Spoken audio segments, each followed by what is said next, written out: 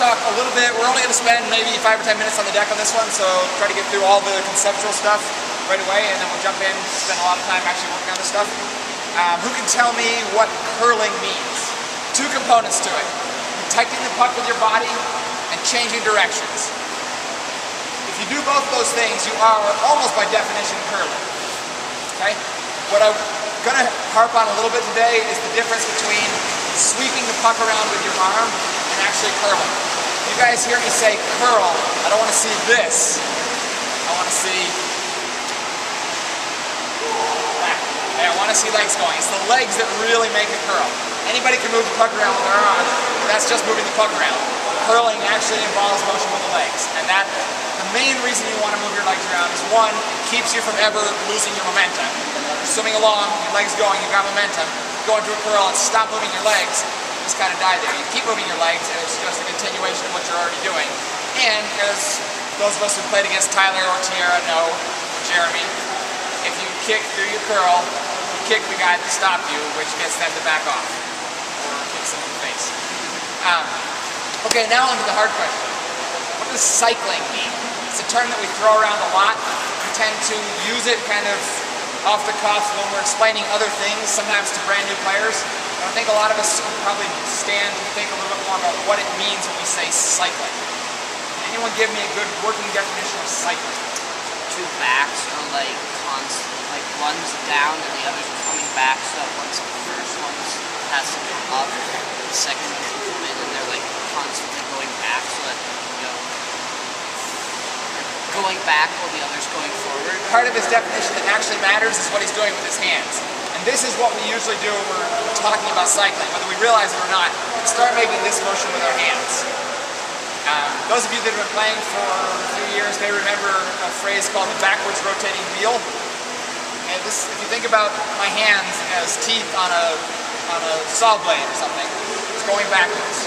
And the pieces are just following that circle around. That is what we mean by cycling. And the function of cycling is to stay in position.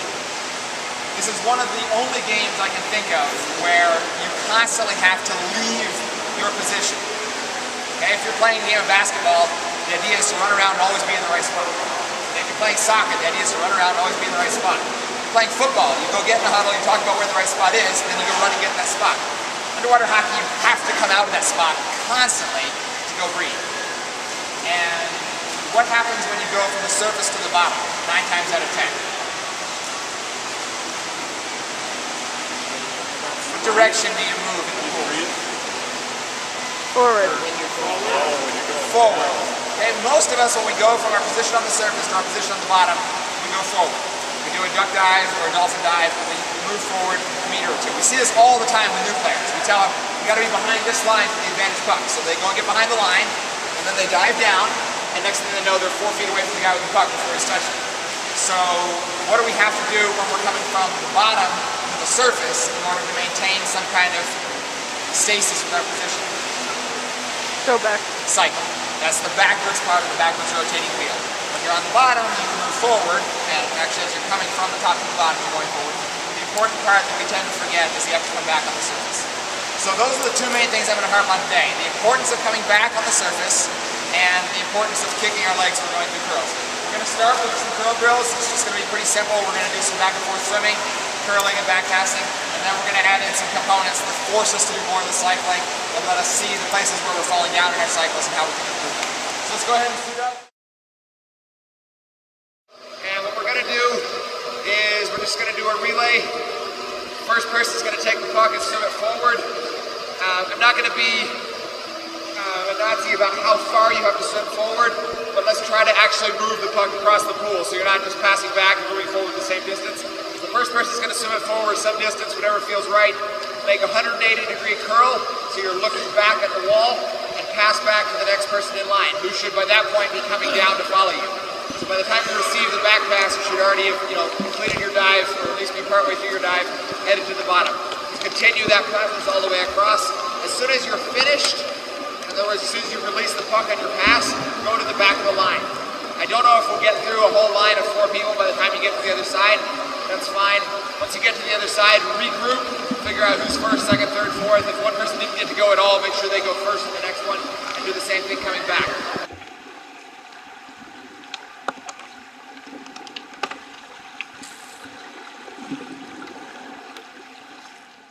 What I want to really focus on this one though is the quality of the curls. Remember, when we're talking about curls, we're not just talking about sweeping the puck around with your arm.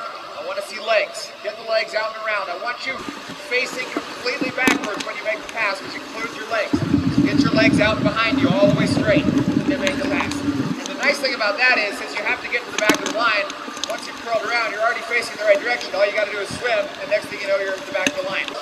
Almost all of us have a little bit of a hitch somewhere in that curly motion. A lot of us go into our curl nice and smooth, the flutter kick just continues, wraps around, and then maybe at the point where we stop to find the person and throw the puck, it's just a quick moment where it's like both fit, just kind of stop, and then start up the kick again.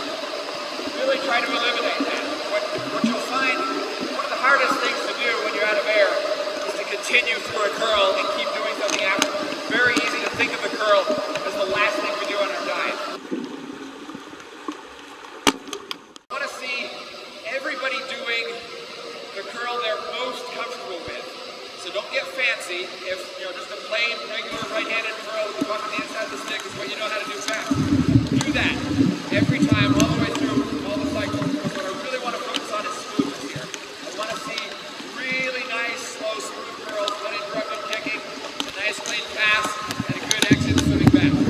So I want you guys to do whatever you can make look the prettiest.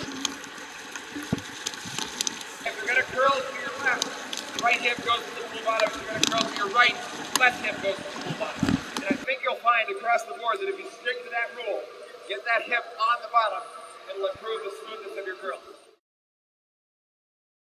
We're going to have one puck in the middle. We're going to have a player who's the first person to touch the puck, start at the wall where Carol is right now, come out, dive, pick up the puck, swim it forward some distance, and I'll be fine-tuning exactly how far we're going to swim it out.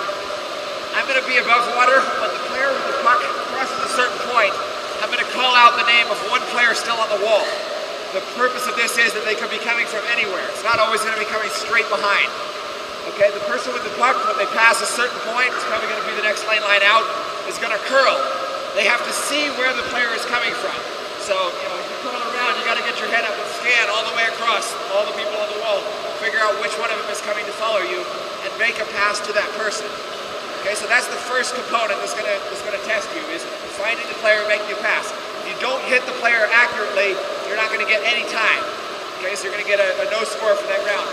Your time is going to be from when you pass a certain point, and it'll probably be the point where I call the person's name, to getting back and touching the wall. So this is what's important about the cycling. The part of the cycle that most of us fall down in is the hustling back. So this drill hopefully will teach you that as soon as you get done with what you're doing, it's important to bust out and get back. It's going to be short enough of a distance that swimming speed isn't a big deal. You're not going to get up to full speed in time to get to the wall. The importance is how you come off the bottom, how well you keep your legs around in the curl so you get your legs behind you and re-accelerate coming out of it, and how immediately you head to the wall once you've completed your pass. It's very tempting, especially if you're dead at the end of a curl, just kind of pop straight to the surface and then start swimming. Tristan takes several dolphin kicks kind of angling up towards the surface. So he's already got a good head of steam by the time he gets to the surface. And that's actually kind of important.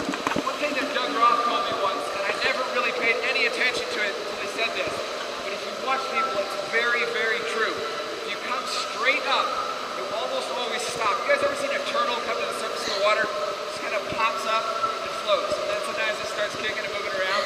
But we look like that if we come straight up. We just kind of do that turtle. Surface and we stop, and then we get our kick going and we move again.